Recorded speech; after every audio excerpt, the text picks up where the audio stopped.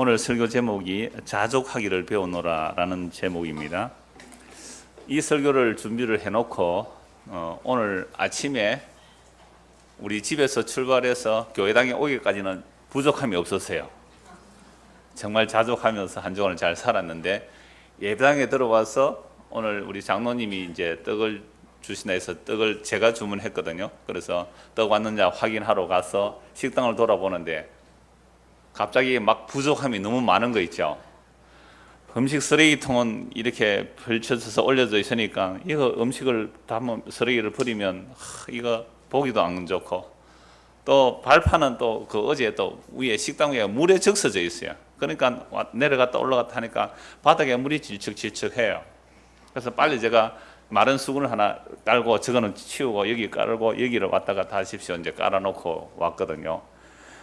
아니 자족하기를 배워라, 자족하기를 배우노라 라는 설교를 하려고 아침에 왔는데 이게 부족한 게 너무 많은 거 있죠.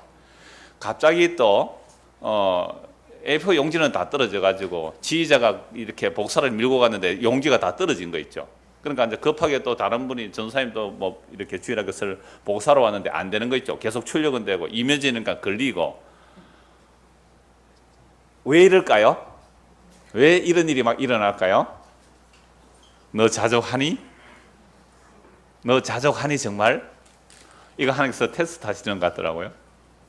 그러니까 여러분들 어떤 설교를 들었을 때 그래 오늘 내가 자족하기를 배웠기 때문에 나는 앞으로 자족해야지 나는 자족하고야 말 거야 라고 나가면 백발백중 실패합니다. 그러니까 제가 오늘 자족하기를 배웠다고 해서 여러분들 앞으로 자족하면서 사세요 라고 명령을 내리거나 자족하며 사는 어떤 방법론을 가르친다고 생각하면 그건 설교 잘 못 들은 거예요. 그래서 어떻게 하나님께서 자기 백성으로 하여금 나는 자족하기를 배웠다 이 고백이 나오는가? 이것은요 정말로 죽을 만큼 힘드는 과정이에요. 그러나 결코 우리가 갈 수 없는 일입니다. 그래서 도대체 자족하기를 배우는 게 뭔가를 오늘 말씀 좀 드리려고 하는데요. 자, 제가 오늘 본문을 한 번 더 읽겠습니다. 빌립보서 4장 10절에서 13절 말씀입니다. 내가 주 안에서 크게 기뻐함은 너희가 나를 생각하던 것이 이제 다시 사기 남이니 너희가 또한 이를 위하여 생각은 하였으나 기회가 없었느니라. 내가 궁핍함으로 말하는 것이 아니니라. 어떠한 형편이든지 나는 자족하기를 배웠노니 나는 비천에 처할 줄도 알고 풍부에 처할 줄도 알아. 모든 일 곧 배부름과 배고픔과 풍부와 궁핍에도 처할 줄 아는 일체의 비결을 배우느라. 내게 능력 주시는 자 안에서 내가 모든 것을 할 수 있느니라. 여러분 이 말씀 읽을 때 여러분 가장 잘 알고 익숙한 말씀이 뭐예요? 내게 능력 주시는 자 안에서 내가 모든 일을 할 수 있느니라. 와, 다 외우시네요. 그 정도로 유명한 말씀이에요. 이 말씀이 나에게 탁 들어오는 거죠.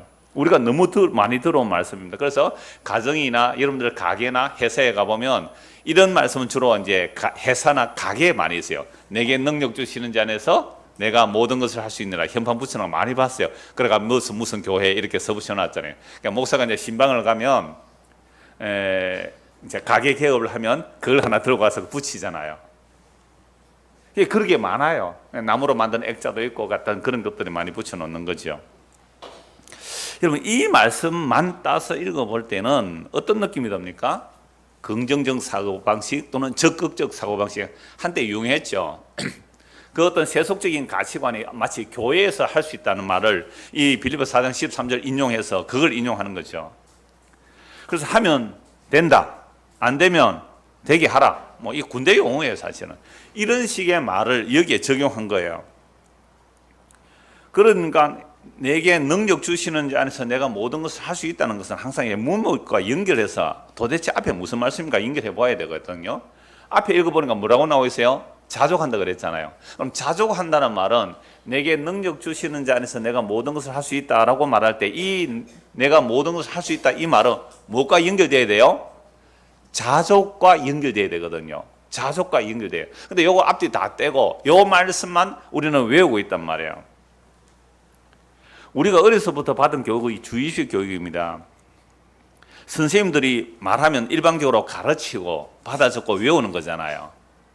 여러분 죽은 시인의 사회라는 영화를 보면 그런 교육의 엉터리라는 것을 참 잘 표현하는데 교수가 강의를 하니까요 받아 적고 밑줄 긋고 노란 색칠하고 그거 다 찢어버리죠. 죽은 시내세. 왜? 창의력이 없어지는 거죠. 그러니까 우리는 어려서부터 선생님이 가르쳐주면 그걸 받아서 적고 외워서 답을 쓰면 100점을 맞는 거죠. 그래서 서울법대도 가고 뭐 의사도 되고 변호사 되고 그렇게 하는 거잖아요. 그거 공부 잘했다는 말이죠. 이제 요즘 시대는 그런 시대가 사실은 지나갔습니다. 내가 아무리 암기력이 좋고 잘 외워도 그거 하나 문제 푸는 기간이 한 30분 걸린다면요. 한 문제 푸는데 요즘은요.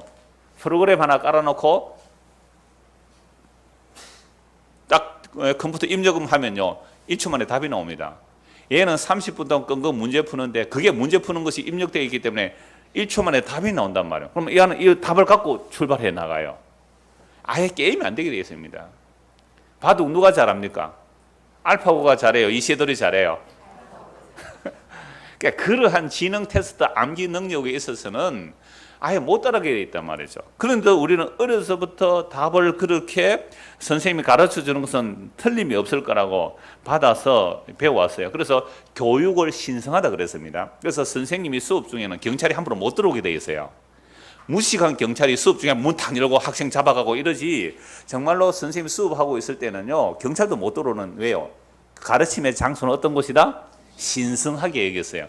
그래서 법이라는 개념입니다. 또 학교라는 개념이요 신성하다는 개념을 두어야 그래야 권위가 생깁니다. 그래서 옛날에요 사적 복수를 막기 위해서 법이 있거든요. 사적 복수를 막기 위해서 법이 있고 법이 최종 결정을 했을 때는 그건 권위로 인정해야 돼요. 그래서 법은 신성하게 여깁니다. 그래서 판사들이 무슨 옷 입고 나와요? 판사들이 무슨 옷을 입고 나와요? 법복을 입고 와야 돼. 예복을 입고 간단 말이에요. 권위가 있어 보이죠. 그래서 목사도 뭐 입고 나와야 권위가 있어 보입니까? 예, 가운을 입고 나와야 좀 권위가 있어 보여요. 어제 제가 결혼식에 가는데 차가 막히니까 제가 미리 갔어요. 비가 와서. 근데 가다 보니까 넥타이를 들고 넥타이를 떨어놓고 갔어요. 집에 전화해가지고 빨리 넥타이 가져오라 그러고 이제 넥타이 매지 않고 갔단 말이에요. 그러니까 우리 서울교수 나집사님이 오늘 제가 이렇게 생각했대요. 야, 넥타이 안 매고 주례를 하구나. 목사님 그것도 멋있어요 이러는 거예요. 좋아하니까 멋있던 거죠. 넥타이 아니 그거 괜찮잖아요. 왜 넥타이를 매고 주례를 해야 된다는 법이 있어요? 오늘 넥타이 좀 풉시다. 제가 약한 사람들이 시험 들까 싶어서 매고 있는 거죠. 목사가 말이지 넥타이도 안 매고 그것 때문에 복음이 안 증거될까 싶어서 제가 넥타이를 매고 양복을 입고 하는 거예요. 그러니까 이것도 사실은 벌쓸 수 있는 문제잖아요. 그러니까 교육이라는 말, 법원이라는 말 이런 것은 신성화해서 그들의 결정을 하면 사적 복수를 막는 이유, 그들에게 신성한 권력을 준단 말이죠. 물론 이게 뭐 사회 계약설이니 뭐 여러 가지 이론들이 나오지만 하여튼 교육 가르침의 현장도 신성하다, 법원도 신성하다라고 하지만 가장 신성한 곳은 어디입니까? 종교입니다. 종자가 마루 종자거든요. 가르칠 글자예요. 가장 큰 가르침이 종교거든요. 그러면 여러분 법원이 결정 잘못하면 데모할 수 있잖아요. 그럼 공권력으로 막아버리죠. 학교에서 잘못할 수 있거든요. 그래서 그런데 종교단체에 여러분들이 발을 들여놓는 순간, 그죠? 그게 절에 가든지 뭐 교회를 오든지 어디를 가든지 종교단체에 발을 들여놓는 순간 종교가 뭐라 그랬어요? 가장 크고 신성하고 큰 가르침이기 때문에 그 종교 전문가가 가르쳐 주는 것을 반대한다면 나는 그 신성한 가르침에 무릎 꿇을 의향이 없습니다 라고 나오는 거잖아요. 근데 여러분 사실 교회 갈 때 이 교회가 바르게 말 하나 요렇게 왔습니까? 나는 하나님의 말씀을 들으러 왔습니까?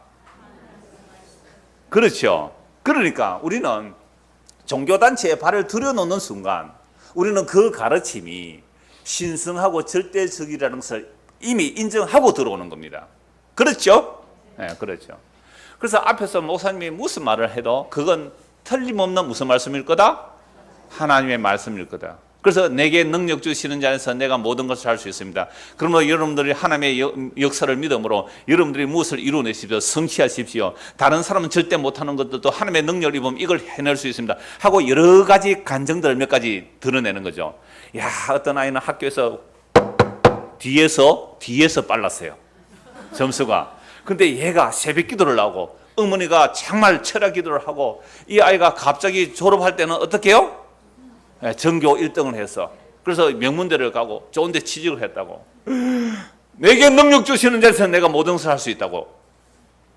그러면 그렇게 하면 부모들이 애들 데리고 그런 강의 갈까요, 안 갈까요? 다니엘 학습법 들어보셨어요? 아주 인기 있습니다. 그분이 서울대학교 완전 만점으로 졸업해. 거의 아마 만점으로 졸업했을 거예요. 그러니까 그건 특별한 경우가 그럴 수 있거든요. 특별한 경우에. 그러니까 우리는 흔히 너무 성급한 일반화의 오류에 너무 자주 빠져요. 근데 그게 만분의 1인데 그게 우리 애가 그렇게 될 줄 알고 거기에 따라가는 거죠. 그러면서 무슨 말씀을 자기 마음에 외우고 있어요. 아예 다 외우고 있잖아요. 빌립보서 4장 13절 한번 외워볼까요? 시작. 내게 능력 주시는 자 안에서 내가 모든 것을 할 수 있다. 모든 것을 할 수 있다. 믿습니까?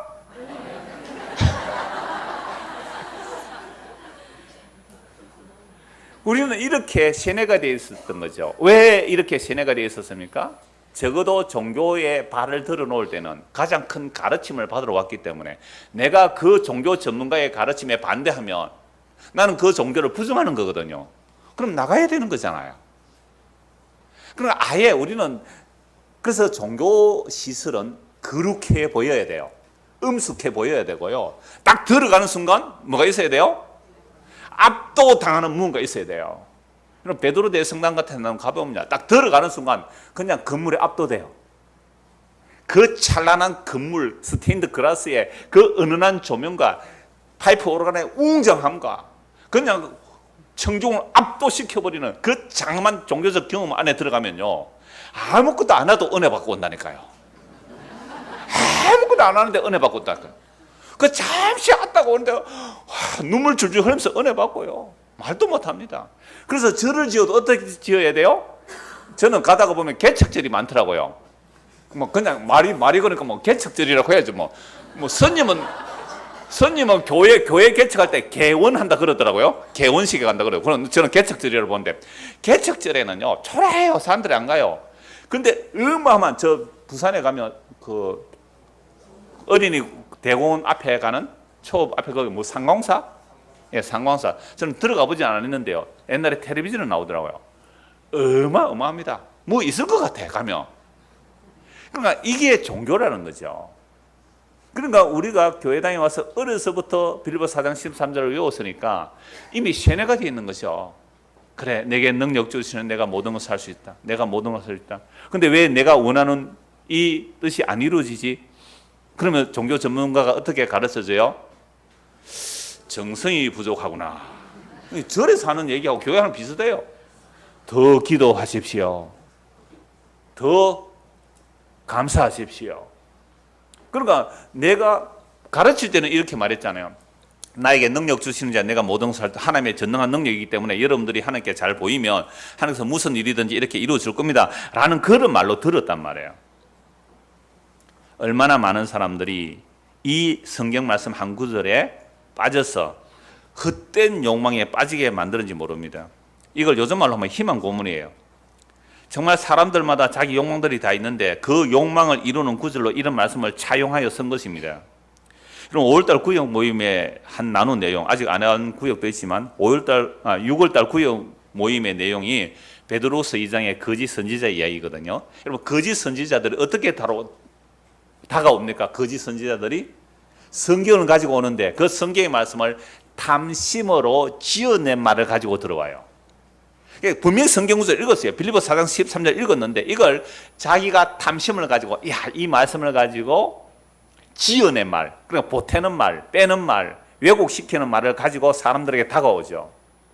그렇게 해서 자기 말을 듣는 자들을 이익의 재료로 삼는 겁니다. 이거 한번 찾아보는 게 좋겠어요. 구역 예배 참석 못하신 분이 계시니까 그럼 구역 예배 다 참석하시기를 바랍니다. 교지 성대 교제가 있기를 바랍니다. 한 달에 한 번인데요. 또 방학 때는 쉬고요. 자, 베드로후서 2장입니다.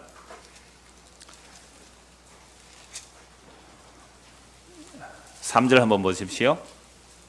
자, 그들이 누구예요? 거짓 선생들이 탐심으로서 지어낸 말을 가지고, 여러분 완전히 지어낸 말일까요? 아니면 정말로 비슷한 말일까요? 정말로 비싼 말이에요.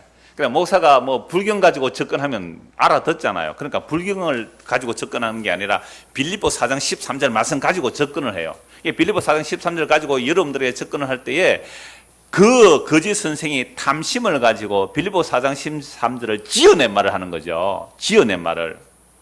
자, 지금 힘들죠? 하나님의 능력이 많았습니다. 이렇게 하면 당신은 분명히 이 문제를 해결해낼 수 있을 것입니다. 라는 말로 해버리는 거죠. 그게 생명과 썩지 아니할 내용을 말하는 게 아니라 생명도 아니고 썩어질 것들을 자기 탐심으로 지어낸 말을 딱 그 말을 하라고 들고 오죠. 그러면 그 말, 거짓 선지자들의 말을 얼마나 많이 따라갑니까? 여러분 신천지만 보세요. 한때 14만 4천 모으자고 그렇게 열심히 하더만 14만 4천 넘었거든요. 14만 4천이 넘으니까 또 다른 말로 지어낸 말을 또 말하는 거죠. 그럼 왜 많은 사람들이 그곳에 빠지는 거예요? 그 사람들이 탐심으로 지어낸 말을 하는데 그 지어낸 말이 내 마음에 와닿은 거예요. 그러니까 그 말을 따라갔는데 그렇게 되면 어떻게 됩니까? 너희로 이득을 삼으니. 결국 교주 좋게 하는 이득 삼는 거예요. 교주가 지어낸 말을 가지고 탐심으로 사람들의 탐심을 노리는 거죠. 그래서 딱 자기의 이익을 삼아버리는 겁니다. 여러분들 다단계의 사람들이 왜 빠지죠? 다단계의 사람들이 왜 빠집니까? 그게 금융 다단계든지 물건 다단계이든지 사람들이 다단계에 빠지는 이유가 뭐예요? 자, 다른데 100만 원을 투자하면 한 달에 수익이 10,000원이 생긴다 합시다. 100만 원을 투자하는데 10,000원의 수익이 생겨요. 근데 여기 투자하면 100만 원을 투자하는데 한 달에 수익이 10만 원이 생깁니다. 그럼 어디에 투자하겠어요? 그거 탐심이 있기 때문에 그런 거예요. 그건 자기 탐심이 있기 때문에 거기 넘어간 겁니다. 그거 속아놓고는 나중에 데모한다니까요. 지가 속아놓고는 데모한다고요. 정부 보고 돈 내놔라고 그러더라고요. 그럼 우리가 탐심으로서 지어낸 말에 속아 넘어가는 것은 우리 안에 뭐가 있기 때문에 그래요? 탐심이 있기 때문에 거기 넘어가는 겁니다. 그러므로 도대체 내게 능력 주시는 자는 내가 모든 것을 할 수 있다라는 이 말씀이 무엇과 연결되는지 다시 빌립보 4장 10절부터 보겠습니다.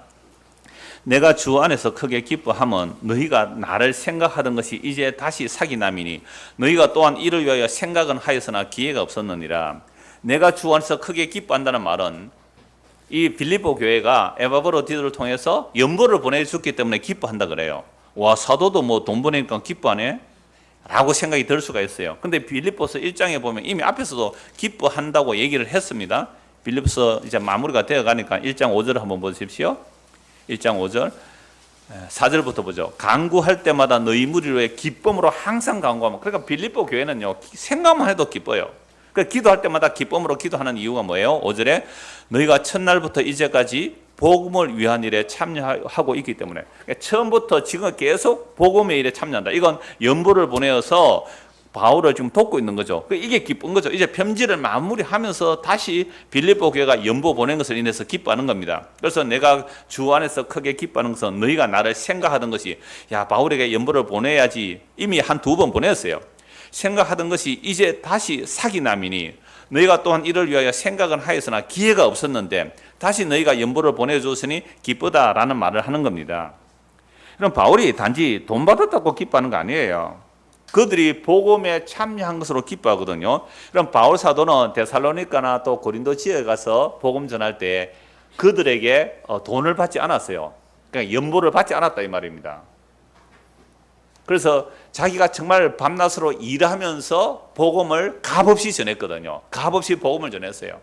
그런데 예수님께서 말씀하셨어요. 바울 자신도 말했어요. 복음을 전하는 자는 복음 전하는 것으로 먹고 살아라 이렇게 말씀하셨어요. 그러니까 복음을 전하면 복음을 들은 자들이 그 삶을 공개하게 하는 것 마땅한 권리다 그랬어요. 그러니까 베드로는 자기 아내를 데리고 다닐 권리가 있다 그랬어요. 또 소의 입에 멍에를 그 망을 씌우지 말라는 것은 소보고 한 말이 아니라 복음을 위해서 사역하는 자들이 마땅히 받을 것에 대해서 말했다고 바울도 말해요. 근데 바울은 고린도 지역이나 또는 데살로니가 지역 다른 지역에서는 연보를 안 받아요. 왜 안 받느냐면 그 당시에 헬라 지역에서 삶의 지혜를 가르쳐 준다는 떠돌이 철학자들이 굉장히 많았어요. 그러니까 산뜻한 이야기를 해주고 그리고 그들에게 돈을 거두는 거예요. 마치 연예인 같아요. 노래 한 곡 해주고 이렇게 돈을 받는 것처럼 연설, 그 헬라 철학이 대단하니까 그 철학이 나누는 도시에서 내가 이렇게 지혜를 말한다 하고서 이제 돈을 거두는 사람도 있었기 때문에 복음을 전하면서 복음 전해놓고 연보함을 안 돌린 거죠. 옛날에 왜 우리 돌렸잖아요. 연보함을 돌리잖아요. 나는 안 돌리겠다는 거죠, 바울이. 그러니까 심지어 고린도 지역에 복음을 그렇게 전했더니 고린도 사람들이 뭐라 그래요? 바울은 사도의 자격이 없으니까 연보도 안 받는다. 이렇게 모함도 하고 그렇게 해요. 그러니까 바울은 그런데 왜 빌립보에는 처음부터 지금까지 뭘 하고 있어요? 연보를 받고 있단 말이에요. 자기는 그런 권리를 쓰지 않고 복음에 방해가 되지 않도록 고린도에 가서 그렇게 했는데 왜 빌립보에는 연보할 때에 감사하고 기쁘고 받는 거죠? 이건 빌립보가 정말 깊은 관계가 있는 거예요. 그러면 친구끼리도 마찬가지잖아요. 돈 좀 빌리도 쉽게 나옵니까? 친구끼리? 잘 안 나와요. 정말 힘들어요. 그리고 흔히 돈 문제는요, 교회에서도 돈 거래 우리는 하는 사람도 없지만 정말 돈 거래 하다 보면 친구 잃고 돈 잃고 뭐가 더 아쉬워요? 가만히 생각해 그랬네. 돈 거래 하다가 친구 잃고 돈 잃고 뭐가 더 아쉬워요? 친구 잃는 게 아쉬워요? 돈 잃는 거는요? 그게 더 아쉬운 거 아니에요? 친구는 새로 사귀면 되는데. 여하튼 우리가 이 빌립보 교회가 연보를 보낸 것을 가지고 참 기쁘다라고 말할 만큼 빌립보 교회와 바울은 어떤 관계라고요? 정말 그리스도 안에서 친밀한 관계예요. 자, 그래서 11절 보십시오. 내가 궁핍함으로 말하는 것이 아니라 너희들이 연보 보내서 정말 기쁘다. 처음부터 지금까지 두세 번 연보를 보내 너 참 기쁘다 라고 말하는, 내가 가난해서 너희가 돈 보내줘서 그것 때문에 기쁘다라는 말이 아니다 이 말입니다. 뭐라고 해요? 나는 어떠한 형편이든지 자족하기를 배웠노라 라고 말합니다. 너희들이 연보 보내서 참 기쁜데 이게 내가 궁핍해서 너희가 연보 보내서 기쁘다 이 말 안 하는 거죠. 그래서 바울은 고린도 교회에 보고 뭐라 그럽니까? 내가 힘들어도 내 너희한테 연보 요청 안 한다. 왜? 차라리 내가 줄여 죽을지언정 내가 그런 아쉬운 소리 안 하겠다. 이게 자족을 배우는 삶이거든요. 그래서 12절 보십시오. 나는 비천에 처할 줄도 알고 풍부에 처할 줄도 알아 모든 일 곧 배부름과 배고픔과 풍부와 궁핍에도 처할 줄 아는 일체의 비결을 배우느라. 그러니까 가난하다고 비굴해지지 않는 거죠. 내가 좀 부자가 되었다고 그만 떨거나 교만하지 않는 겁니다. 큰 소리 안 치는 거예요. 그러니까 풍부에 처할 줄도 알고 비천에 처할 줄 알아 배부름과 배고픔과 그 궁핍의 일체의 비결을 배웠다. 이게 뭐라고요? 내게 능력 주시는 자 안에서 내가 모든 것을 할 수 있다 이 말이에요. 그럼 저는 참 가난했습니다. 그러니까 가난한 것은 잘 견뎌요. 비천에 처하는 거 괜찮아요. 그런데 요즘은 그렇게 가난한 건 아니잖아요. 여러분들이 사례도 많이 올려주셨고 해가지고 어디 가면요, 전에도 한 설교 시간에 얘기했잖아요. 다른 사람이 밥 사고 나면 내가 뭐라 그래요? 커피 내가 살게. 쟤한테 커피 얻어먹은 사람 있지요? 상당합니다 여기. 커피 내가 살게. 또는 어떤데 야 그거 내가 할게. 보세요. 어떤 교회는 이런 분이 있다 그래요. 상당히 부자인데 나머지는 내가. 그러니까 우리가 예배당을 옮긴다. 그러면 연보를 다 하잖아요. 100억이 든다. 연보를 다 했는데 한 10억밖에 안 나와 연보가. 그다음 나머지는 내가 다 한다. 뭐예요? 90억 내가 하겠다. 이 사람이 정말 겸손해서 할 수도 있겠지만 제가 조금 이제 전에는 정말 이랬어요. 내가 차비만 겨우 가져갔는데 친구가 밥을 사줬어요. 야 고맙다. 내가 차 한잔 살게. 말을 못해요. 왜? 차 사주면 집에 올 차비가 없는 거예요. 그렇죠? 그랬는데 그렇다고 비굴해지지는 않았어요. 그건 일종의 자존심이기도 해요.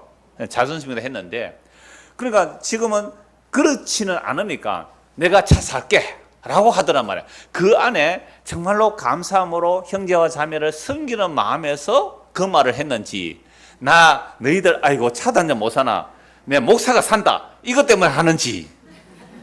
가끔 우리 집사람이 당신이 빨리 가서 계산하소 이러거든요. 집사람이 내고 빨리 가서 계산하라 그래요. 옛날에는 너무 가난하기 때문에 그거 하려고 해도 할 수도 없었거든요. 그게 아예 몸에 익어 있더라고요. 그러니까 뭐 애들이 이제 군에 갈 때는 저는 얘들아 잘 들어라. 목사님들 무슨 아들 잘 들어라. 예. 군에 갈 때는 꼭 인사를 해라. 내가 많이는 못 줘도 5만 원 내 용돈은 준다. 그것도 사실 우리 집사님이 가르쳐 줬어요. 예, 군에 가는데 5만 원 좀 나 다음 내일 쓸 거 없는데. 그게 이제 습관이 되었어요 지금은. 자, 그러니까 한번 보세요. 이게 너무 힘든 일이에요. 사실 이거 얼마나 제가 이 말씀을 드리는 이유는 불가능하다는 얘기를 하는 거죠. 나는 비천에 처하죠. 정말 비천에 처해 보셨어요? 정말 먹을 것이 없어서 고생해 보셨어요? 거기서 자족 못해요. 정말 자족 못해요. 굶고 있는데 어떻게 자족해요? 진짜 풍부해 보셨어요? 정말 부자 돼 보셨어요? 평생 펑펑 쓰고 살아도 남을 만큼 부자 돼 보셨어요? 그러면 교만 안 할 사람이 없어요. 저는 여러 사람 좀 만나봤는데 대개 부자는 뭐 못 만나봤겠죠. 뭐 세계 1%, 우리나라 1% 가는 사람 제가 어떻게 만나볼 수 있겠어요? 조금 있다는 사람들 치고요. 그렇게 겸손한 사람 별로 없어요. 큰 소리 치더라고요. 저도 차 살게 하고 큰 소리 치잖아요. 차가 뭐 소나타 이런 거 말고 커피 이런 거. 여러분 이거 힘들어요. 내가 조금 여유가 있으면 그거 내가 책임질게 이런 말이 나와요. 그게 사랑했어. 그죠? 형제를 사랑해서 그래 내가 정말 그 부분 내가 감당할게 이게 아니라 그거 내가 책임질게 이런 말이 나오는 것은 이미 우리 안에 뭐요? 내가 좀 부요함으로 교만 떠는 거예요. 그거. 그러니까 우리가 일체의 비결을 배운다는 게 얼마나 힘들지 몰라요. 근데 바울은 지금 뭐라고 말해요? 나는 일체의 비결을 배웠다라고 말하는 겁니다. 도대체 일체의 비결을 배운 게 뭘까? 자족이 뭘까? 여러분 바울 사도가 고난 가운데 배운 것이 자족이라고 하는데요. 이것이 바로 하나님께서 자기에게 주신 능력 안에서 모든 것이 가능하다는 말입니다. 근데 자족이라는 말을 스스로 배우게 되면 문화나 철학이 돼요.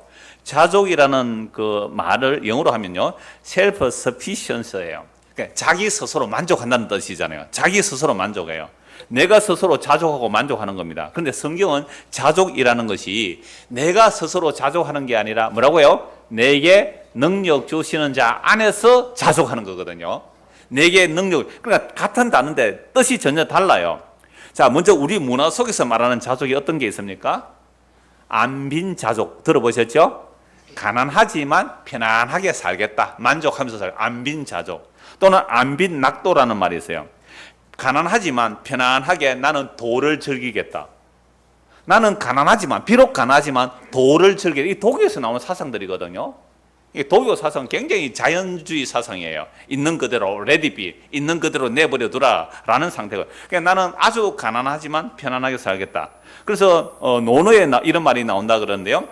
나물 먹고 물 마시고 팔을 베고 누웠으니 즐거움이 그 안에 있고 의롭지 않게 부귀를 누리면 나에게 뜬 구름과 같다. 이런 말을 해서 우리는 나물 먹고 물 마시고 팔 베고 보고 누웠으니 대장부 살림살이 이만하면 되지 않았느냐. 이걸 가지고 욕하는 사람 많더라고요. 마누라가 고생해가지고 나물 뜯어오니까 그 나물 뜯어먹고 지는 물 마시고 팔 베고 누워가지고 대장부 살림살이 이만하면 되지 않았느냐. 그러니까 무슨 발전이 있겠느냐 이런 얘기를 하는데 사실은 논어의 수르 편에 나오는 이야기를 보면 이래요. 나물 먹고 물 마시고 팔을 베고 누웠으니 즐거움이 그 안에 있고 의롭지 않게 부귀를 누리면 나에게는 뜬 구름과 같다. 그러니까 불이한 방법으로 부귀 영화를 누리는 거, 나 뜬 구름이니까 난 그거 원치 않아. 비록 가난하게 살아도 나는 이게 만족해. 자, 이런 동양 문화가 있지요. 이런 자족도 있단 말이에요. 그러니까 우리가 스스로 배워서 나는 자족하면서 살겠어 라는 내용은 성경의 자족은 아니다 이 말입니다. 두 번째, 철학적 자족이 있어요. 사도행전 17장 18절에 보면요, 에피쿠로스 학파하고 스토아 철학자들이 나와요. 이미 여러분 예수님께서 이 땅에 오시기도 전에 에피쿠로스 학파가 있었고 스토아 학파가 있어요. 이런 스토아 철학, 에피쿠로스 철학 이런 거 아마 들어보셨을 거예요.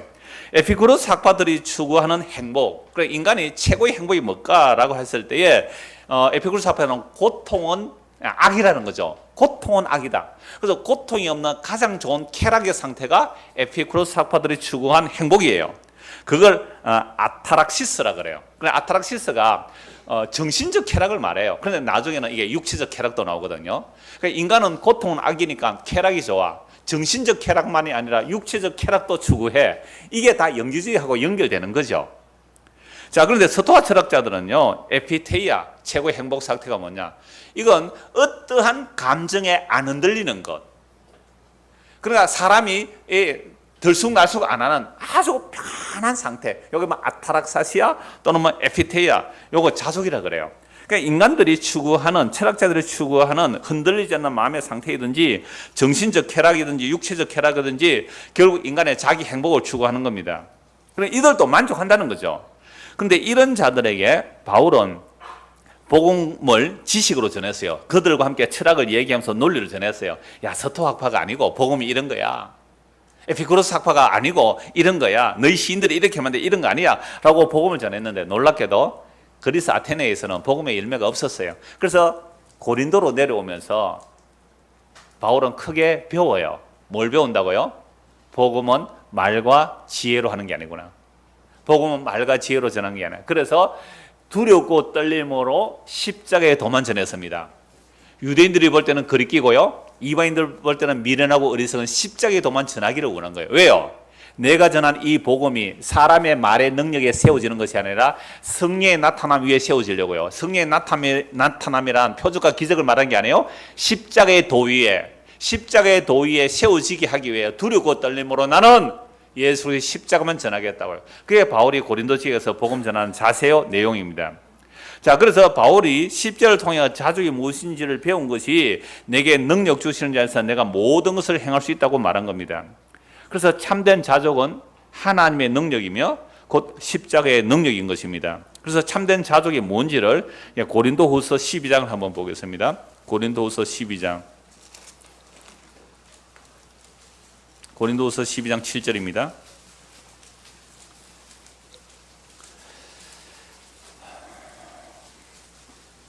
여러 계시를 받은 것이 지극히 크므로 너무 자만하지 않게 하시려고 내 육체의 가시 곧 사탄의 사자를 주셨으니 이는 나를 쳐서 너무 자만하지 않게 하려 하심이라. 여러분, 여러 계시를 받은 것, 바울이 여러 계시를 받았어요. 그 계시가 너무 커요. 그런데 그 계시가 너무 크므로 인간은 자만해질 수 있다는 겁니다. 여러분, 참 신기하지 않습니까? 여러분, 구약의 이사야 선지자가 하나님의 영광을 봤을 때 어떻게 말했어요? 화로다 나여 망하게다 땅에 엎드려졌어요. 그럼 베드로가 예수님의 그 기적을 보았을 때 뭐라고 말합니까? 주여 나는 죄인으로서이다 이렇게 말했거든요. 물고기 잡는 기적 앞에서 주여 나는 죄인으로서이다. 와, 물고기 많이 잡혔네, 예수님 따라가면 부자 되겠네, 이런 생각 안 했어요. 진짜 표적이 뭐예요? 예수님의 표적을 보고 진짜 표적은 주여 나는 죄인입니다, 나를 떠나소서. 이게 정말 주님 만난 거잖아요. 바울 같은 경우도 마찬가지죠. 정말 그 영광의 빛의 비춤을 받고 자기는 죄인주의 개수라고 했잖아요. 그런데 죄인주의 개수라는 것은 사실 나중에 고백이에요. 그러니까 하나님을 만난 자들은 정말 내가 어떤 죄인을 주고 엎드려서 죽은 자같이 되는 거죠. 그런데요, 참 놀라워요. 바울이 계시를 받은 게 너무 큰데, 계시 받아서 하나님 앞에 엎드려서 그 영광을 봤는데 이것 때문에 뭐 할 수 있다고요? 자만할 수 있는 게 인간입니다. 이게 별로 잘 안 통한 것 같아서 다시 말씀드릴게요. 바울이 계시를 받기 너무 크고 영광을 받았어요. 그럼 크고 놀라운 영광을 받다면 바짝 엎드려져야 되잖아요. 나는 정말 죄인 중이겠습니다, 예수님 십자가에는 없습니다, 이렇게 전해야 되는데 다른 복음 전한다는 사람들 와서 까불어 샀거든요. 뭐 이게 옳으니 저게 옳으니 하니까 바울이 뭐래요? 야, 까불지 마라. 그게 어디에서요? 나옵니다. 바로 앞으로 12장 1절부터 한번 보십시오. 12장 1절. 무익 하나만 내가 부득불 자랑하노라. 워낙 다른 사람들이 자랑을 해서 오니까 내가 주의 환상과 계시를 말하노라. 내가 그리스도 안에 있는 한 사람을 하노니, 자기를 객관화시켜 버리잖아요. 자기를 객관화시켜요. 그는 14년 전에 셋째 하늘에 이끌려간지라. 그가 몸 안에 있었는데 몸 밖에 있었는데 나는 모르거니와 하나님 아시느니라.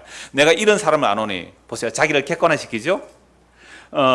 그가 몸 안에 있었는데 몸 밖에 있었는데 나는 모르거든 하나님 아시느니라. 그가 나군으로 이끌려가서 말로 표현할 수 없는 말을 들었으니 사람이 가히 이르지 못할 말이라. 바울은 정말로 그 영광의 나라를 보고 왔단 말이에요. 근데 사람이야말로 할 수 있어요, 없어요? 없어요. 여러분, 천국 지옥 보고 왔다 간장성 엉터리예요. 사람의 말로 표현이 안 돼요. 진짜 보고 온 사람은 말로 할 수가 없다 그랬잖아요. 그러니까 얼마나 엉터리 천국 지옥 간절한 사람이 많아가지고 교회가 그런 사람들에 빠져서 또 그 탐심에 끌려가는 거죠. 왜 탐심을? 천국에 가니까 상급 차정이더래. 천국에 1층이 있고 2층, 3층이 있고 예루살렘이 있고 거기에 열심을 따라 높은 자리 차지하더래. 이게 이재록이 하는 이야기예요. 이게 많은 사람들이 천국 상급 얘기하면서 사람들에게 경쟁 붙여가지고 상 많이 받게 하는 얘기더라고요. 포항에서 어떤 분이 그 하나님의 그 이재록 그 만민교회 나가는 사람이 제게 연락이 왔어요. 도대체 무슨 일인가 해서 제가 설교를 몇 편 들어봤거든요. 전부 그런 이야기예요. 신천지는 안 그래요? 천국의 얘기를 해요. 그러니까 얼마 전에 TV조선에서 그 탐사 프로인데요. 어떤 절이에요, 절. 절에서 절은 천국이란 그러죠. 나군이라 그러죠. 그 나군에 뭐 열 몇 개의 단계가 있더라고요. 그러니까 지옥에서 천도제를 해서 죽은 자가 그 좋은 나군으로 보내는데 한 단계 올라가는데 400만 원이에요. 전문가 기도해 주겠대요. TV조선에 나왔어요. 한 단계로 400만 원. 어떤 사람 7억 6천만 원가 냈더라고요. 7억 6천만 원. 왜? 자기 조상이 고통스러운 데 있는 것보다 좋은 영광의 자리, 나군에 올라가는 게 좋으니까 7억 6천만 원 낸 거죠. 그 얼마나 부흥을 했는지 전국에 지금 지부를 만들어 놓고 어마어마한 수백억짜리 그 절을 짓고 있더라고요. 근데 바울 그렇게 해요? 바울이 천국에 상급이 차이가 있으니까 너는 2층 가지 말고 3층 가면 더 노력해, 그런 얘기를 합니까? 이게 탐심으로 지어낸 말을 가지고 우리 안에 있는 탐심을 이끌어내는 걸 종교라 그래요. 복음은 이거 다 무너뜨립니다. 그래서 내가 이런 사람을 위해 자랑하겠으나 나를 위해서는 약한 것들을 위해 자랑하지 아니하리라. 내가 만일 자랑하고자 하여도 어리석은 자가 되지 아니할 것을 내가 참말을 함이라. 그러나 누가 나를 보는 바와 내게 듣는 바에 지나치게 생각할까 두려워하나. 야, 바울 너 정말 삼성천 보고 왔니? 그렇게 말할까? 내가 정말 두려워하고 조심스럽게 나는 나의 약함을 자랑한다 하고 말합니다. 왜? 7절을 보십시오. 여러 계시를 받은 것이 지극히 크므로 너무 자만하지 않게 하시려고 내 육체의 가시 곧 사탄의 사자를 주셨으니. 사탄의 가시, 사탄의 사자. 아니 큰 계시를 받는데 하나님께서 바울에게 뭘 줬다고요? 사탄의 가시를 준 거죠. 사탄의 이 육체의 가시, 사탄의 그 사자를 주셨대요. 아예 사탄이 그냥 달아붙어 있어요, 바울에게. 가시처럼. 여러분 정말 성경이 이상하지 않아요? 내게 능력 주시냐 내가 모든 걸 살 수 있다. 어떤 질병이 있습니다. 사탄이 붙어서 그렇습니다. 그거 물리치려면 이렇게 하면 됩니다. 그런 얘기가 능력이에요? 그러니까 여러분 제가 아까 설명드렸잖아요. 교회라는 또는 절이라든 종교단체에 들어오면 나는 그 절대적인 가르침에 순복하겠다는 마음으로 들어왔거든요. 그러니까 설교를 듣고서 이 말씀이 정말 그러한가 하고 성경을 안 보는 거예요. 성경이 계신데 안 봐요. 성경을 빔이 알아서, 어련히 알아서 종교 전문가가 나에게 알려주겠느냐고. 그러니까 여러분들이 다른 것은 안 속으려고 그렇게 알뜰살뜰 살펴보면서 정보 다 뒤집어보면서 물건 하나 사는 것도 얼마나 여기 전주 보고 저기 전주 보고 그러니까 전주 본다는 견주 본다는 말입니다. 얼마나 살펴보는 거예요. 애들 젊은 엄마들 우리 애한테 여기에 성분이 좋은 게 있는가 없는가 눈에 보이지도 않아요. 저는 돋보기 봐도 안 보입니다. 그 글자 성분 표시. 요게 뭐 합성 그 보존료가 들어갔나 안 들어갔느냐 그거 다 따져가면서 아이들에게 유기농 좋은 거 먹이려고 하지 않습니까? 그런데 성경이 과연 그러한지 과연 한번 검사나 해보셨어요? 그러니까 사기꾼들이 자기 탐심으로 지어낸 말을 가지고 여러분들 이득 삼고 가도 할 말 없는 거예요. 그 빠진 사람들 자기 탐심 다 있어서 그래요. 원망할 거 없어요. 그러니까 바울은 보세요. 너무 계시가 커서 그것도 인간은 자만할 수 있기 때문에 하나님께서 아예 사탄의 가시를 그냥 딱 들어붙여 놨어요. 바울에게. 육체의 가시예요. 그래서 바울이 너무 아파요. 이게 너무 고통스러워요. 이것이 내게서 떠나가게 하기 위하여 내가 3번 주께 간구했다. 제가 종종 고린도서 말씀드렸어요. 이게 무슨 질병인지를 모르겠어요. 그래서 갈라디아서 말씀해 보면요 이렇게 말해요. 갈라디아서 4장 13절 14절에요 내가 처음에 육체의 약함으로 말미암아 너희에게 복음을 전한 것을 너희가 아는 바라. 너희를 시험하는 것이 내 육체에 있으되 이것을 너희가 업신여기도 아니하고 버리지도 아니하고 오직 나를 하나님의 천사와 같이 또는 그리스도 예수와 같이 영접하였도다. 바울의 육체의 약함이 시험들만 했대요. 이게 저게 사도야? 저게 하나님의 계시를 받은 사도야. 내게 능력 주시는 자 안에서 내가 모든 것을 할 수 있다고 말하는 사도의 꼴이 저거야. 육체가 너무 연약해서 사람들이 시험에 들만 했대요. 그런데 너희가 나를 하나님의 천사처럼 정말 그리스도처럼 나를 영접해 주었다. 이게 무슨 능력이에요? 하나님의 능력이잖아요. 여러분, 사람이 외적 조건으로 존경할 만해서 존경하는 게 아니라, 그래서 어떤 학자는 바울이 눈이 멀었기 때문에 눈이 안 좋았다라고 말하기도 하고, 어떤 사람은 간질이라고도 해요. 왜? 말에 은울했다 그러거든요. 나는 글에는 안 그렇지만 말에는 은울했다. 간질 온 사람들이 말이 좀 은울하다 그래요. 뭐 그런지 아닌지 잘 모르겠지만. 그러면 예를 들어서 한번 보십시오. 제가 설교를 하다가 갑자기 이렇게 떨면서 입에 거품 물고 넘어져 버려요. 그럼 여러분들이 그 목사 말 신뢰하겠어요? 예? 지 병 하나 못 고치는 주제에 어떻게 천국의 그 영광을 설명하느냐고 배척할 거 아니에요. 그런데 이게 너무 힘들었어요. 바울은 뭔지는 잘 몰라요. 3번 간절히 주님께 기도해. 하나님, 이 가시 없애주면 안 되겠습니까? 내가 어떻게 내 편하려고 하는 거 아닙니다. 내 복음 전하는 일에 이 가시가 방해가 됩니다. 이 가시 없는 게 복음 더 효과적으로 전하지 않겠습니까? 이것 좀 없애주세요. 3번이나 간절히 기도했어요. 바울이 자기 욕심 때문에 기도했을까요? 그런데 하나님 뭐라고 대답하세요? 이거 9절에 같이 읽읍시다. 나에게 이르시되 내 은혜가 네게 족하도다. 이는 내 능력이 약한 데서 온전하여짐이라 하신지라. 그러므로 도리어 크게 기뻐함으로 나의 여러 약한 것들에 대하여 자랑하리니 이는 그리스도의 능력이 내게 머물게 하려 함이라. 보세요. 바울은 큰 계시를 받아서 계시 받은 그것 때문에 자만해질까 싶어서 하나님께서 뭘 붙여줘요? 육체의 가시를 딱 들어붙도록 붙여주신 거예요. 그래서 하나님이 하는 말이, 하나님께서 주신 내 은혜, 하나님의 은혜죠. 내 은혜가 니한테 족하다. 왜요? 이는 하나님의 능력은 어디서 온전해지는 거예요? 우리의 약함에서 온전해져요. 여러분, 교회에 와서 약하기를 구했어요? 강하기를 구했어요? 그러니까 성경하고 다르게 했죠.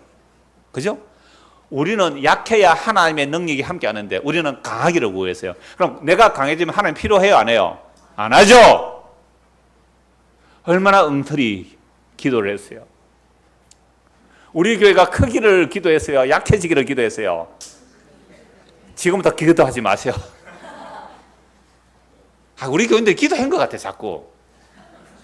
저는 자족하다 했는데 10년 전에 여기서 정말 자족합니다.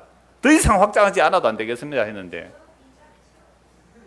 저 빈자리, 빈자리 오늘 또 있네. 그러니까 보세요. 자치 넘친다니까요.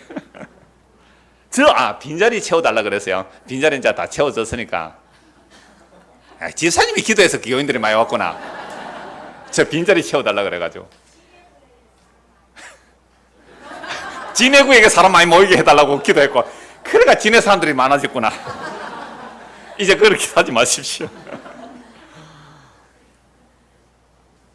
보세요. 우리는 강함을 구했어요. 많음을 구했어요. 높아짐을 구했어요. 그런데 하나님은 그런데 안 계신대요. 이게 십자가의 도입니다. 여러분, 성경책 여러분들 성경하고 제 성경 같이요? 네. 하나님은 강한 데 거하시지 않고 약한 데 거하세요. 이게 자족을 배우는 인생입니다. 이게 자족을 배우는 인생이에요. 예수 믿는다는 것은요, 이 과정으로 가요. 이거 실천해라는 말 안 합니다, 제가. 누가 이거 실천하겠어요? 주여, 나 약하기를 원해요. 낮아지기를 원해. 그런 인간이 없습니다. 내가 여러분들이 하라 말 안 해요. 하나님께서 바울 같은 사람을 어떻게 약하게 만들어서 하나님의 능력이 머물게 하는지를 보여주므로 오늘 이 복음을 듣고 가는 우리들도 이 길로 간다는 것을 우리에게 계시하는 거예요. 하나님의 계시예요. 그래서 내게서 떠나가는 게 3번이나 주께 간구했는데 나에게 이르기를 내 은혜가 네게 족하다. 이는 내 능력이 약한 데서 온전해짐이라 하신지라. 그러므로 도리어 크게 기뻐함으로 나의 여러 약한 것들에 대하여 자랑하리니 이는 그리스도의 능력이 내게 머물게 하려 함이라. 그리스도의 능력이 내게 머물게 함이라. 그 머물게 각주로 보면요, 장막으로 듣게 함이라. 아예 약함으로 그냥 텐트 안에 가둬버렸어요. 우리를 하나님께서 우리를 약함으로 가둬버려요. 그러니까 내가 나의 약함을 자랑하는 것은 하나님의 그 능력이, 그리스도의 십자가의 그 능력이 나에게 머물려서, 십자가의 능력이 나에게 텐트를 치고 내 안에 장막을 치고 있게 하기 위해서.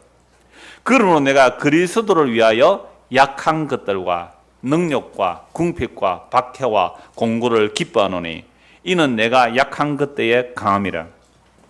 여러분 정말 이거 원하십니까? 약한 거 원하세요? 사람들에게 욕 얻어먹는 거, 능욕을 당하는 거 원하세요? 궁핍 당해보셨어요? 정말 때끌이 없어 궁핍을 당해보셨어요? 박해를 받아보셨어요? 정말 곤란함과 괴로움을 당해보셨나요? 이거 없애달라고 기도했는데 이제는 이것을 어떻게 한다고요? 기뻐한다고 하는 거. 이게 뭐예요? 자족을 배우느라. 이거 원치 않으면 주님을 따라가기를 포기하십시오. 이거 원치 않는다. 왜? 주님께서는 이 길로 끌고 갈 거거든요. 이거 원치 않으면 교회 다니지 마세요. 나의 만족과 유익에서 오셨다면 그냥 발길 끊으면 됩니다. 요즘 애들 그러더라고요. 예, 걔 어디 가네. 요새 그거 끊으세요. 학원 가네. 학원 끊으세요. 교회 왜 안 가네. 교회 끊으세요. 이러더라고요. 진짜 애들 물으면 교회 왜 안 오네. 걔 이제 교회 끊으세요. 끊으세요. 그냥 이 길 안 가려면.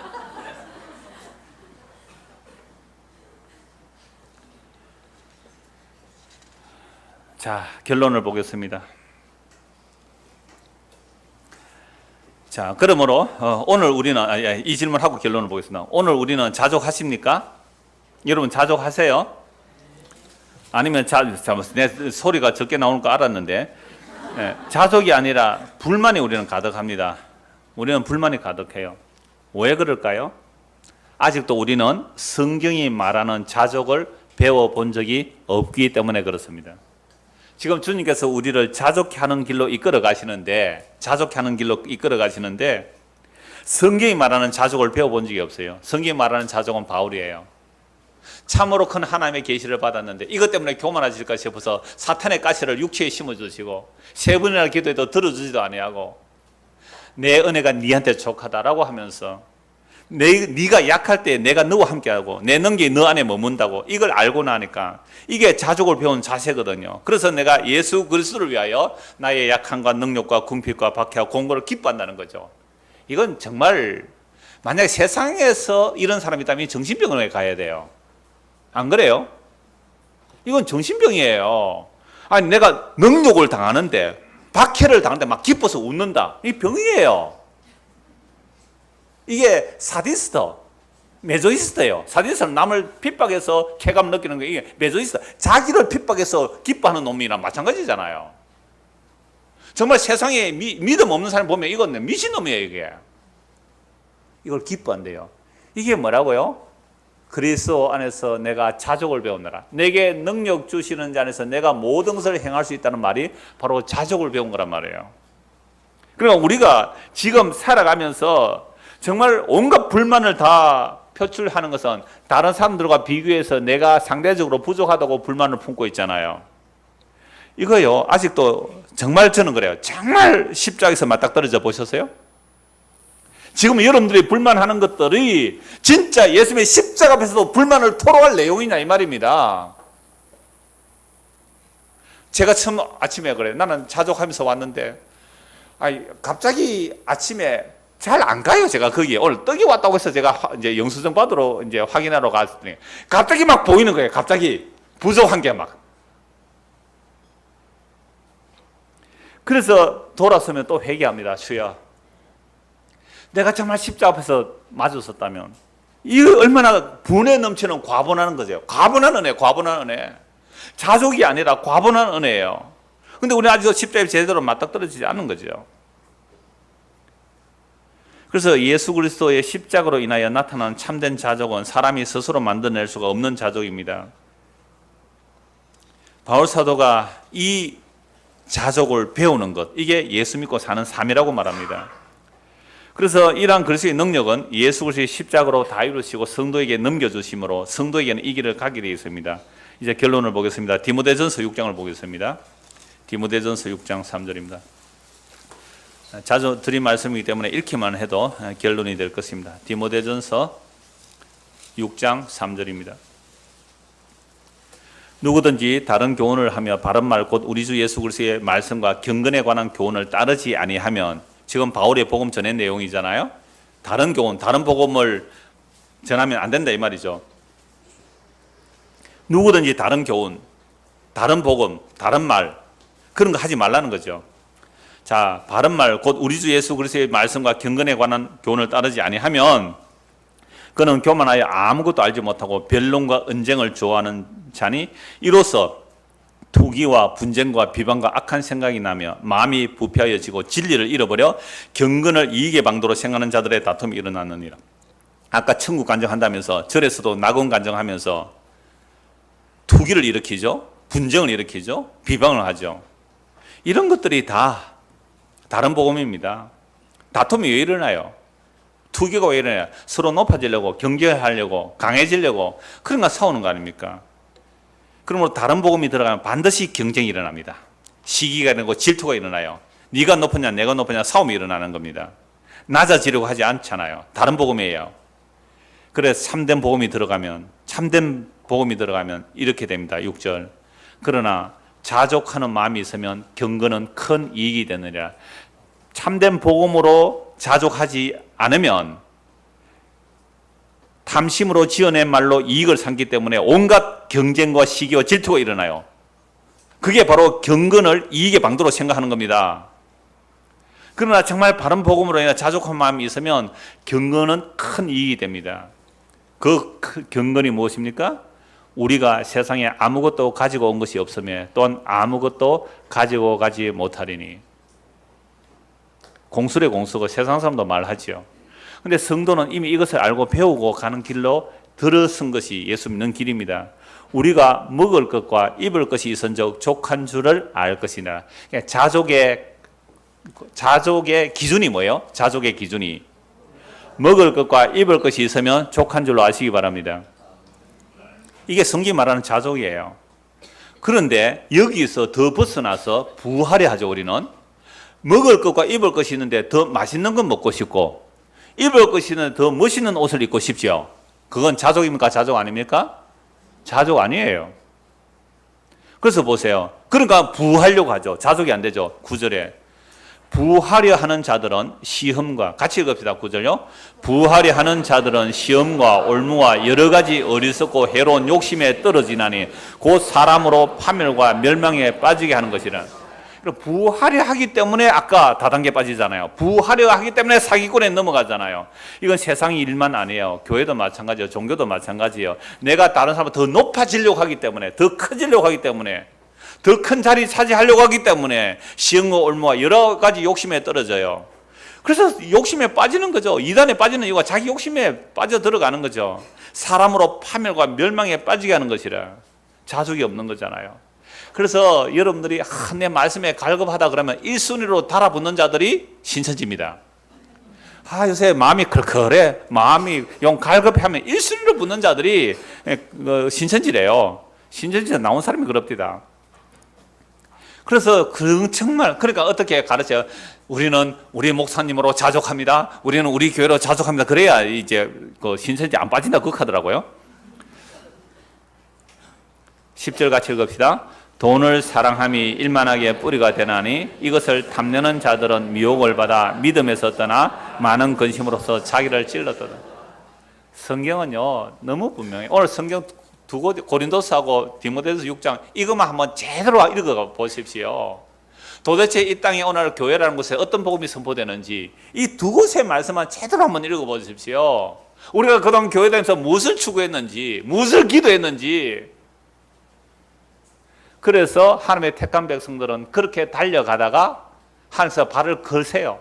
넘어뜨립니다. 전복시킵니다. 고난이 와요. 왜 이럴까? 내가 주를 위해 이렇게 달려왔는데 내 왜 형편이 안 펴질까? 라고 돌아보게 돼요. 그때 이 말씀이 보여요. 그때 진짜 자족이 뭔지를 보여준단 말이에요. 그래서 11절 보십시오. 오직 너 하나님의 사람아 이것들을 피하고 의와 경건과 믿음과 사랑과 인내와 온유를 따르며 믿음의 선한 삶을 사오라. 영생을 취하라. 이를 위하여 내가 부르심을 받았고 많은 증인 앞에서 선한 증언을 하였도다. 만물을 살게 하신 하나님 앞과 본디오 빌라도를 향하여 선한 증언하신 그리스도 예수 앞에서 내가 너를 명하노니 우리 주 예수 그리스도께서 나타나실 때까지 흠도 없고 책망받을 것도 없이 이 명령을 지키라. 기약이 이르면, 약속한 때가 이르면 하나님이 그의 나타나심을 보이시리니 하나님은 복되시고 유일하신 주권자이시며 만왕의 왕이시며 만주의 주시여 오직 그에게만 죽지 아니함이 있고 가까이 가지 못할 빛에 거하시고 어떤 사람도 보지 못하고 또 볼 수 없는 이시니 그에게 존귀와 영원한 권능을 돌릴지어다. 아멘. 이 영원한 영광의 주님이 이 땅에 어떻게 오셨어요? 십자가로 나타나셨어요. 네가 이 세대에서 부한 자들을 명하여 마음을 높이지 말고 정함이 없는 재물에 소망을 두지 말고 오직 우리에게 모든 것을 후히 주사 누리게 하시는 하나님께 두며 선을 행하고 선한 사업을 많이 하고 나누어 주기를 좋아하며 너그러운 자가 되게 하라. 이것이 장래의 자기를 위하여 좋은 틀을 쌓아 참된 생명을 취하는 것이라. 이렇게 해야 장래의 생명을 취하는 게 아니라 참된 생명을 얻은 자는 이런 길로 가게 되어 있다. 이거예요. 왜? 성경 하나님의 자기 약속이기 때문에. 그러므로 디모데야 망령되고 헛된 말과 거짓된 지식의 반론을 피함으로 네게 부탁한 것을 지키라. 이것을 따르는 사람들이 있어 믿음에서 벗어나느니라. 은혜가 너희와 함께 있을지어다. 아멘. 여러분 바울 사도가 처음에 계시를 받았을 때 그것 때문에 높아질까 싶어서 자만할까 싶어서 하나님께서 가시를 주셨잖아요. 그 가시를 제거해달라고 세 번이나 기도했는데 하나님께서 네 은혜가 네게 족하다라고 하면서 뭘 알았어요? 자족을 배우는 거죠. 자족을 배우는 거예요. 그럼 그 자족은 내가 약하고 낮아질 때에 그리스도께서 나와 함께 하심을 배워가는 거죠. 내가 강하고 능력 있고 내가 모든 것을 할 수 있다면 예수 필요 없게 돼요. 근데 우리는 늘 구하는 것이 내가 강하고 능력이 있어서 예수 의지하지 않아도 될 그런 식의 예수 구했다면 그게 다른 복음입니다. 그래서 여러분 자족을 배우는 학교에 입학하신 거예요. 제가 어제 결혼 주례하면서 두 사람에게 여러분들은 이제 예수 그리스도의 사랑을 배우는 학교에 입학한 겁니다. 그렇다면 우리는 자족을 배우는 학교에 입학한 것이 교회. 그러면 가면 갈수록 여러분들이 신앙생활을 제대로 한다면 뭘 배우며 갈까요? 자족을 배웁니다. 주여 나는 자족합니다. 뿐만 아니라 오히려 나는 과분합니다. 주의 은혜가 너무 넘칩니다. 과분합니다. 이게 성도가 가는 길이거든요. 김종필 씨 죽었죠. 상김시대가 끝났는데요. 이 사람이 교회 다니는 사람 맞아요? 제가 그렇게 알고 있는데 여하튼 묘비명에 자기가 이렇게 썼다는 내용이 있어요. 인생 90을 살아보니 89년이 헛됨을 알았다. 여러분 한때 이 나라의 상김씨는요. 그 사람에게 잘 보면 국회의원은 그냥 따놓은 거예요. 그죠? 상김씨에게 잘 보면 국회의원 그렇게 권력도 누린 사람이잖아요. 이 사람이 자기 묘비에 이렇게 써놓고 죽었어요. 인생 90을 살아보니 뭐가 헛되다고요? 89년이 헛되다고요. 여러분 우리는 90 안 살아도 청년이라도 복음으로 인생이 헛됨을 아는 거죠. 이게 지혜예요. 그래서 예수 그리스도는 눈에 보이는 이 하늘과 땅이 다 사라져도 영원히 계시는 분이십니다. 그러므로 우리가 예수님을 주와 그리스도로 믿는다는 것은 자족할 정도가 아니라 과분한 선물입니다.